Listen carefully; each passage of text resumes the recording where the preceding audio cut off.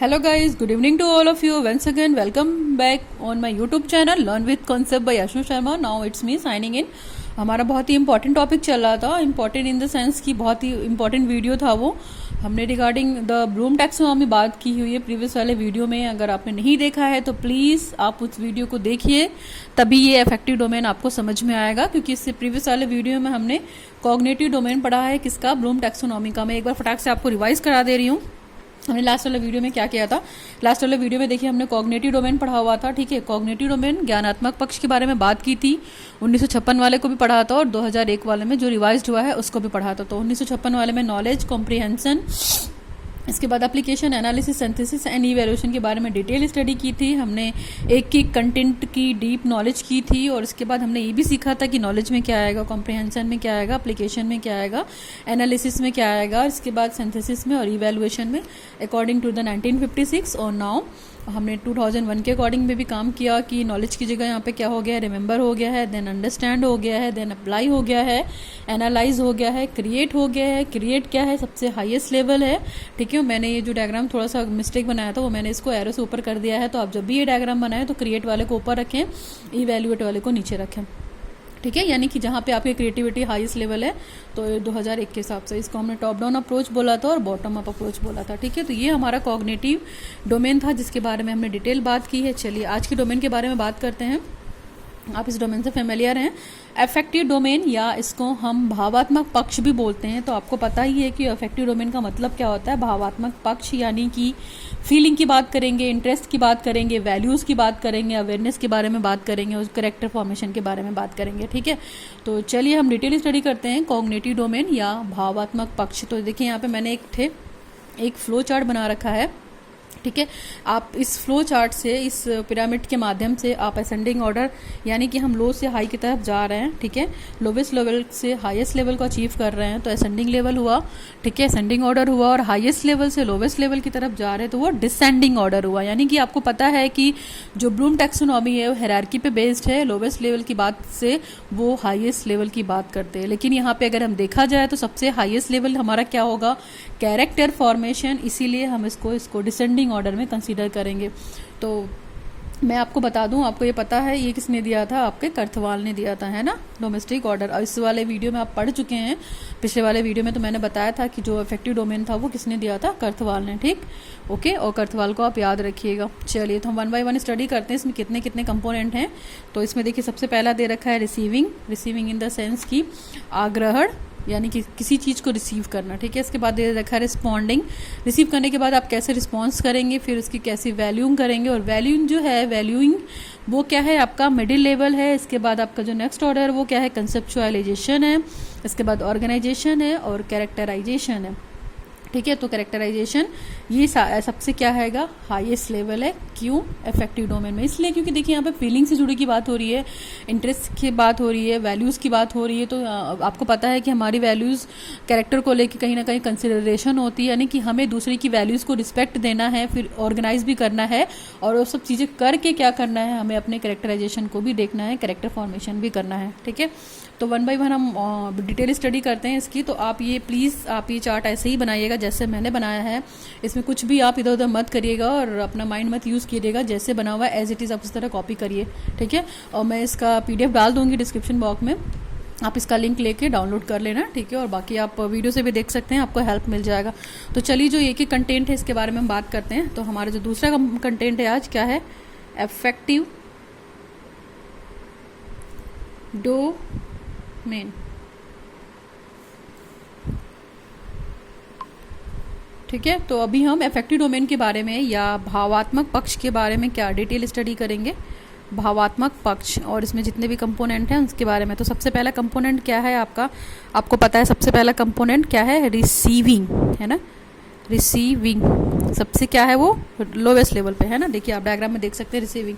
तो रिसीविंग का मतलब क्या हुआ यहाँ पे, आग्रहण। ग्रहण यानी कि हमें कोई नॉलेज मिली तो हमने क्या किया, उस नॉलेज को रिसीव किया। सपोज कीजिए आप गूगल में कुछ ढूंढने जाते हैं, ठीक है, और आपको इन्फॉर्मेशन चाहिए होती तो आप गूगल पे वो टॉपिक डालते हैं और फटाफट रिसीव कर लेते हैं, है ना। हम उसको क्या बोलते हैं, नॉलेज रिसीविंग या नॉलेज इंफॉर्मेशन या इंफॉर्मेशन रिसीविंग। यानी कि हमने जो नॉलेज डाली, गूगल पे जो टॉपिक डाला, उससे रिलेटेड नॉलेज आ गई तो क्या किया हमने, उस नॉलेज को रिसीव कर लिया, ग्रहण कर लिया, ठीक है। यानी कि कुछ भी इंफॉर्मेशन हमको जो मिली है टॉपिक से रिलेटेड, उसकी नॉलेज को हमने क्या किया, रिसीव किया, ठीक। रिसीव इन द सेंस कि मान लीजिए किसी चीज़ से किसी चीज़ की अवेयरनेस के बारे में हमने बात की है ना। मान लीजिए हमें किसी चीज़ के बारे में अवेयरनेस नहीं है तो हमें पता चल गया तो हमने क्या किया, उसकी नॉलेज को रिसीव किया, ठीक है। रिसीविंग में ही हम अवेयरनेस के अलावा हम किसकी बात कर सकते हैं, मान लीजिए कुछ भी जो भी हमारी विलिंग है, किसी भी चीज़ को हमारी जानने की इच्छा है, विल टू नो नॉलेज, है ना, विल टू नो नॉलेज। अगर हम किसी चीज़ के बारे में जानना चाहते हैं तो हम गूगल पे जाएंगे और जाकर सर्च करेंगे और हम उस नॉलेज को रिसीव कर लेंगे, ठीक है। इसके बाद मान लीजिए कोई भी सेलेक्टेड चीज़ है, सेलेक्टेड आइटम, तो सेलेक्टेड आइटम की नॉलेज भी हमें चाहिए तो हम गए गूगल पे, हमने सर्च किया और सर्च करके क्या किया, हमने उस नॉलेज को रिसीव किया।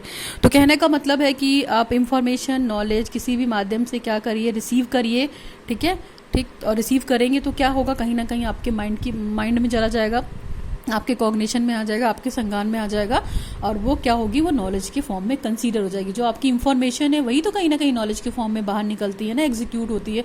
हमारे माइंड में क्या होता है, बहुत तरह की इन्फॉर्मेशन भरी होती है और वो नॉलेज के फॉर्म में क्या होती है, एग्जीक्यूट होती है। वो एग्जीक्यूट कब होती है, जब हमारे सामने कुछ ऐसी कंडीशन आ जाती है, कुछ ऐसा एनवायरनमेंट आ जाता है, कुछ ऐसा फैक्ट आ जाता है जहाँ पे हमें पुराने वाले नॉलेज की रैंडमली ज़रूरत पड़ती है।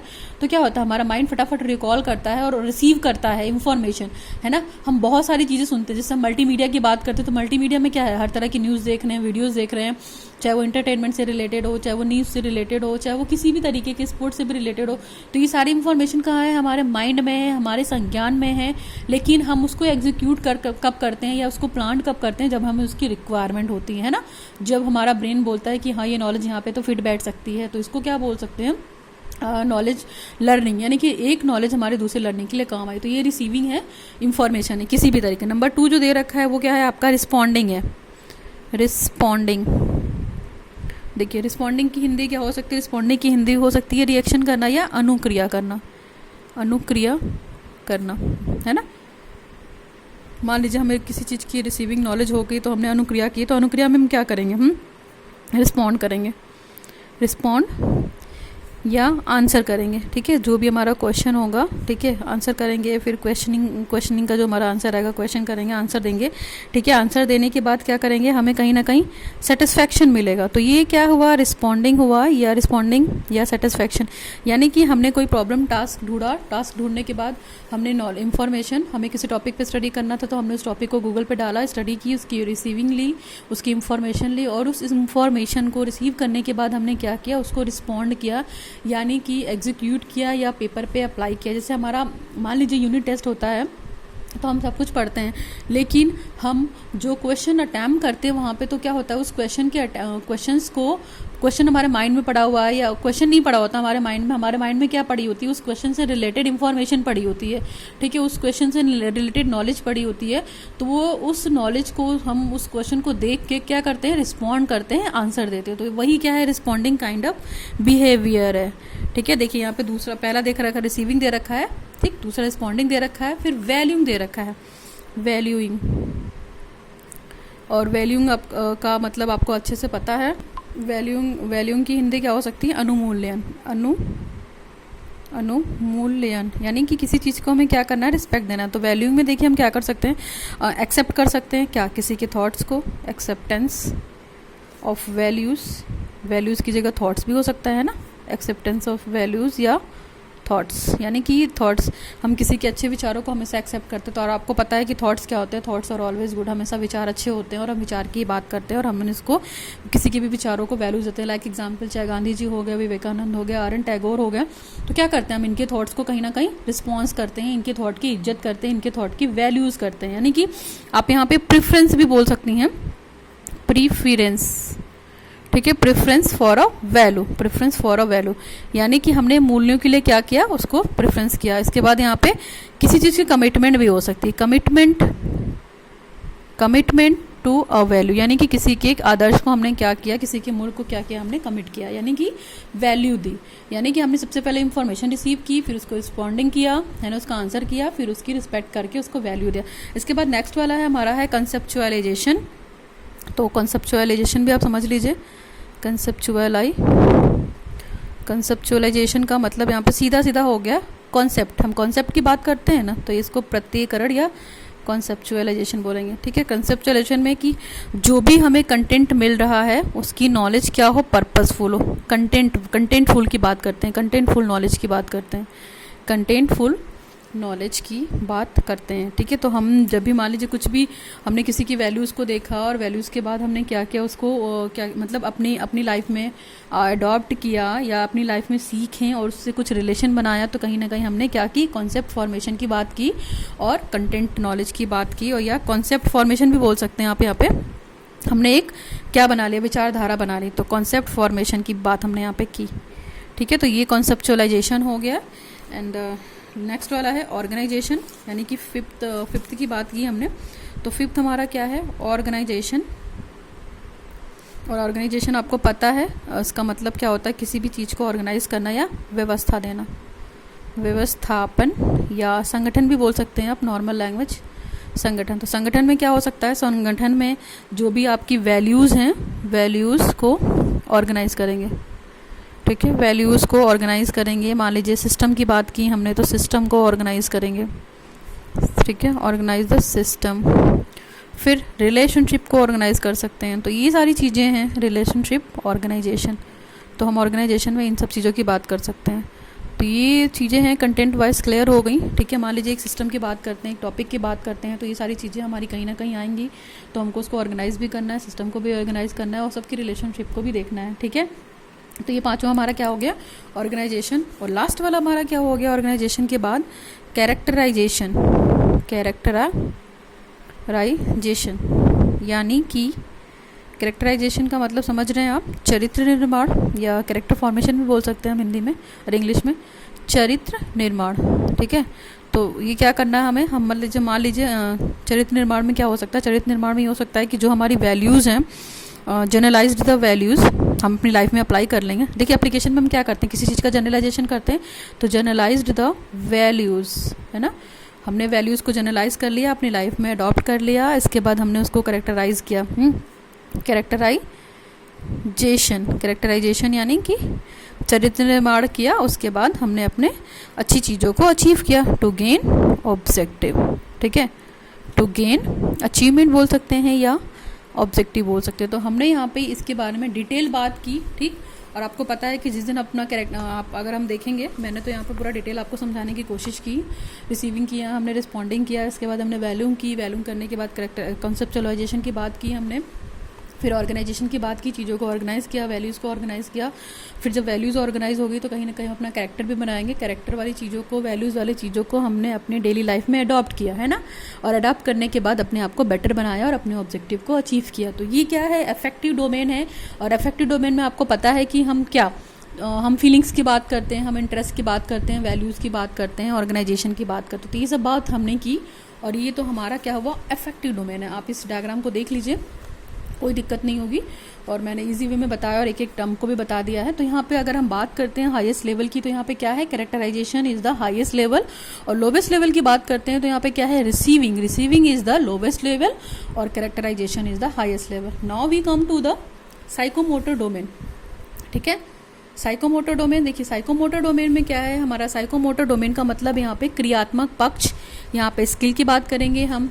ठीक है, स्किल की बात करने के बाद स्किल की बात करूँगी, फिर हम हैबिट फॉर्मेशन की बात भी कर सकते हैं यहाँ पर। ठीक है, इसके बाद हम चीज़ों को क्या करेंगे, ऑर्गेनाइजेशन के फॉर्म में बात कर सकते हैं, इंपल्शन के फॉर्म में कर सकते हैं, हम किसी तरह का स्टिमुलेशन दे सकते हैं, है ना, मैनिपुलेशन दे सकते हैं, चीज़ों को कंट्रोल करना सीख लेंगे। मतलब समझ रहे हैं आप कि यहाँ पे हम साइकोमोटर टाइप के ऑब्जेक्टिव बनाएंगे, और यानी कि जो भी हमें वर्क दिया जाएगा उसको हम एक्शन के फॉर्म में करेंगे, एक्टिविटी के फॉर्म में करेंगे, यानी कि हमें कहीं ना कहीं थोड़ी सी स्टिमुलेशन दिया जाएगा, इंपल्शन दिया जाएगा, इम्पल्शन करके मैनिपुलेशन करेंगे, वर्क करेंगे।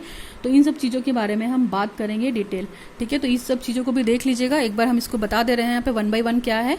देखिए यहाँ पे सबसे पहला जो दे रखा है impulsion. Impulsion in the sense का मतलब यहाँ पे किसी तरह का स्टिमुलेशन देना, यानी कि हमें कोई काम करना है तो हमने बच्चे को स्टिमुलेशन दे दिया। स्टिमुलेशन इन द सेंस कि हमें किसी बड़े टॉपिक पे काम करना है तो बच्चे को हमने एक ऑब्जेक्टिव दे दिया, ठीक है, और उस ऑब्जेक्टिव को हमने देकर बच्चे से ये बोला कि तुम्हें इस टास्क को कंप्लीट करना है। तो हमने उसको क्या किया, हमने उसको पिंच कर दिया, हमने उसको स्टिमुलेशन दे दिया। सपोज कि स्टिमुलेशन का एक और अच्छा एग्जांपल हो सकता है कि हम किसी गर्म चीज़ पे हाथ डाल देते हैं तो सडनली अपना हाथ पीछे कर लेते हैं, तो क्या है, वो भी एक तरीके का अट्रैक्शन इक्वल रिपल्शन वाला चीज़ है। यानी कि हमने वो चीज़ मेरे को डाइजेस्ट नहीं हुई तो वो हमारे क्या सिस्टम के अपोज है ना।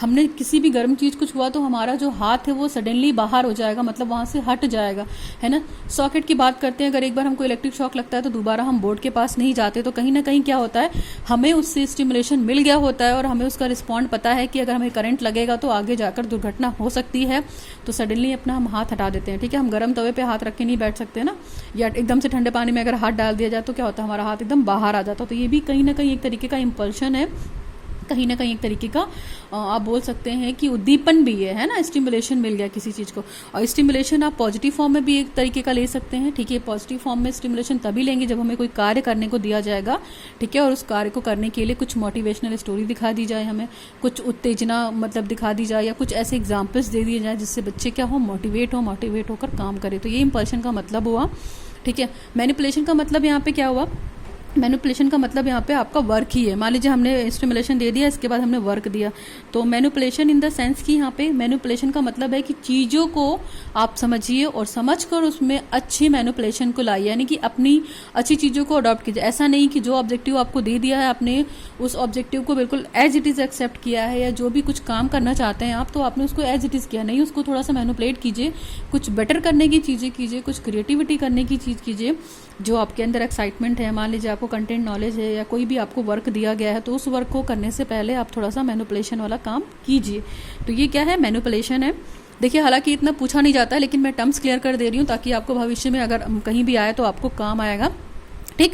तो जब आपने इम्पल्शन कर लिया, मैनिपुलेशन कर लिया, तो उसके बाद चीज़ों को कंट्रोल करना भी सीखेंगे। तो कंट्रोल करने का मतलब है कि जो भी कंट्रोल जो है यहाँ पे क्या है, ये मिडिल लेवल है, आप ध्यान रखिएगा। और इम्पल्शन यहाँ पे लोवेस्ट लेवल है और हैबिट फॉर्मेशन यहाँ पे हाईएस्ट लेवल है। जैसे उसमें कैरेक्टराइजेशन था और यहाँ पे हैबिट फॉर्मेशन है, तो लगभग ये सेम ही है। यहाँ पे हम स्किल की बात करेंगे, डेवलपमेंटल की बात करेंगे और मोटर स्किल्स की बात करेंगे, इन सब चीज़ों के बारे में बात करेंगे। तो ये हाईएस्ट लेवल है कंट्रोल। तो जब मान लीजिए कंट्रोल हम कब करेंगे, कोई हमें वर्क दे दिया जाएगा तो जब उसको हम करेंगे तो आपको पता है कि ऐसा तो नहीं है कि हम पूरे दिन वर्क करते चले जाएंगे, तो हम अपनी एक्टिविटी को कहीं ना कहीं कंट्रोल करेंगे। या बच्चे को कोई काम दे दिया गया है तो बच्चा एक्टिविटी में इन्वॉल्व है, तो बच्चे की एक्टिविटी को भी तो हमको कंट्रोल करना है। ये थोड़े कि हमने उसको एक टास्क दे दिया है कि जाओ जाकर तुम घूमो तो वो पूरे दिन घूमेगा, नहीं। जो भी हमने उसको टास्क दिया है तो उसकी एक्टिविटी को वो कंट्रोल करना भी सीखें, यानी कि जिस टाइम पे हमारा लर्निंग ऑब्जेक्टिव अचीव हो जाएगा हम अपने आप को कंट्रोल करना भी सीख जाएंगे। यानी कि जब हमारा काम बिल्कुल ऑलमोस्ट डन होगा तो हमारी जो एक्टिविटी होगी वो क्या होगी, कहीं ना कहीं थोड़ी सी कंट्रोल हो जाएगी, ठीक है। कहने का ये मतलब है कि जो भी आपको कार्य दिया गया है, कार्य अगर हम कर रहे हैं, वर्क अपन कर रहे हैं, तो जो भी हमारी एक्टिविटी हैं या जो भी हमारी डायनामिक एक्टिविटी हैं वो अपने आप को कंट्रोल कर लेंगी जब हमारा जो वर्किंग लेवल होगा वो कहीं ना कहीं कंप्लीट होने वाला होगा।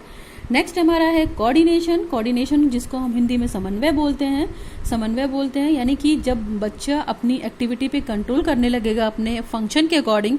मान लीजिए एक दिन में हमें 2 लेक्चर लेना है तो हम अपने टाइम को क्या करेंगे, उसी लेक्चर के हिसाब से कोऑर्डिनेशन बनाएंगे। किसके साथ कोऑर्डिनेशन बनाएंगे, अपने वर्क के साथ। यानी कि हमें उस टाइम पे जो भी पढ़ाना है तो हम सिर्फ पढ़ाने के बारे में बात करेंगे और कोऑर्डिनेशन के बारे में बात करेंगे। यानी कि जो भी हमें एक्टिविटी दी गई है वो एक्टिविटी क्या करेंगे हम करके, विभिन्न कार्य जो हमें विभिन्न कार्य दिए गए हैं, जो भी हमें लेक्चर लेने को बोला गया तो उसको हम करके कहीं ना कहीं अपने कार्यों में या क्रियाओं में या एक्टिविटी में क्या करेंगे, कोऑर्डिनेशन बनाने की कोशिश करेंगे ना। कोऑर्डिनेशन का मतलब होता है समन्वय बनाना, चीज़ों को कोऑर्डिनेट करना, यानी कि अरेंज करना, है ना। दिया गया है अगर 2, 3, 4 जो भी लेक्चर दिया गया तो उसको आपको कोऑर्डिनेट करना है तो करना ही पड़ेगा। क्यों, क्योंकि वो आपका वर्क है। तो जब हम कोऑर्डिनेशन करना सीख जाएंगे तो कहीं ना कहीं ये चीज़ें हमारी हैबिट में हो जाएंगी। मान लीजिए शुरू शुरू में हमें 2-3 लेक्चर लेने की आदत नहीं है, लेकिन हम चीज़ों को जब हमें स्टिमुलेशन दिया जाएगा कि हाँ तुम तो अच्छा पढ़ा सकती हो, तो पढ़ाने जाएंगे। हम एग्जाम्पल के तौर पे बात कर रहे हैं और पढ़ाएंगे तो हम ये कोशिश करेंगे कि हम बिल्कुल ट्रेडिशनल फॉर्म में ना पढ़ाएं, हम कुछ मैनिपुलेट करके पढ़ाएं, ठीक है। और मैनिपुलेट करके पढ़ाने के साथ जो कंटेंट हमें पढ़ाना है, एग्जैक्टली जो यूनिट हमें पढ़ानी है, हम उसके कंटेंट को पढ़ाकर अपने आप को कंट्रोल करने की कोशिश करेंगे। इसके बाद जब कंट्रोल करना सीख जाएंगे तो वो 2 या 3 जो भी लेक्चर है हमारे, वो पर डे कोऑर्डिनेशन हम उसको बना लेंगे कि इस टाइम पे हमें ये लेक्चर लेना है और हमें आने वाले टाइम पे ये लेक्चर लेना है। तो हम चीज़ों को कोऑर्डिनेट भी कर सकते हैं अपनी एक्टिविटी के हिसाब से। और जब चीज़ें एक्टिविटी में आ जाएंगी तो वो कहीं ना कहीं हमारे नेचर में भी आ जाएगी, यानी कि नेचुरलाइजेशन या स्वाभाविकरण की बात करते हैं हम। तो जब हम काम करने लगेंगे और हमारा एक मोटो बन जाएगा, हमारा एक डेली रूटीन बन जाएगा, तो आपको तो पता है ना कि हम उसी डेली रूटीन में अपने आप को अडॉप्ट कर लेते हैं। जैसे मान लीजिए 9 से 4 का कॉलेज है, तो आपको पता है ना कि हम 9 बजे से पहले हमें रेडी होना है, घर से निकलना है और 4 बजे तक हमें अपने घर में वापस आना है। सपोज़ कीजिए हमारा कॉलेज नहीं होता है, तो हमारा क्या होता है, जो नेचुरलाइजेशन होता है, जो स्वाभाविकरण होता है, वो धीरे धीरे स्लो हो जाता है। या किसी काम को अगर हम करना चाह रहे हैं और उसका पंक्चुएशन या उसकी रेगुलरिटी हमने छोड़ दी है, तो ये चीज़ें क्या होती हैं, थोड़ी थोड़ी ख़त्म हो जाती है। तो जब चीज़ों को हम कंटिन्यू करते हैं तो वो हमारे नेचर में आ जाती है, और जब नेचर में आ जाती है तो हमारा कहीं ना कहीं एक हैबिट बन जाता है, हैबिट फॉर्मेशन हो जाता है, यानी कि हमारे आदत का निर्माण हो जाता है। ठीक, जो भी हम काम करेंगे, मान लीजिए जो भी हमारा मान लीजिए एक वर्क बन गया, जैसे हमें 3 लेक्चर लेना है पर डे, तो हमने उसका टाइम टेबल देखा, हमने कोऑर्डिनेशन बनाया और पर डे हम 3 लेक्चर लेंगे। ठीक है, किसी दिन मान लीजिए एक लेक्चर कम हो गया या एक लेक्चर ज़्यादा हो गया, तो हमें एडजस्ट करने में और कोऑर्डिनेशन करने में क्या होगी, प्रॉब्लम होगी।